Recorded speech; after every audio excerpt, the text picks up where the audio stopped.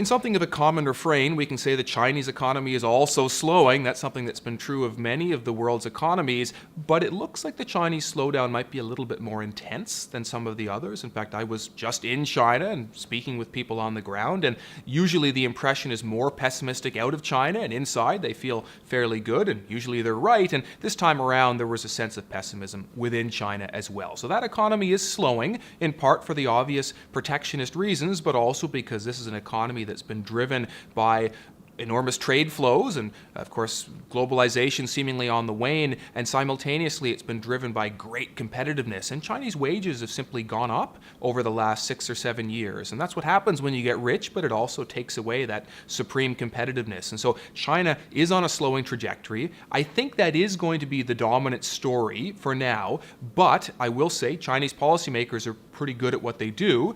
They are stepping in to some extent, letting the currency fall, cutting interest rates, and indeed delivering tax cuts. And so I suspect they'll begin to stabilize that economy perhaps over the second half of the year, but at a somewhat slower trajectory. We think this is a 6% growth economy, not the kind of 7% numbers that were delivered, and that's still wonderful by any standard other than China's really, but it is still a slower Chinese economy. And turning that back around to the world, China generates a third of global growth. And so when we're talking about China losing a non-trivial chunk of growth, that also limits the global economy to some extent.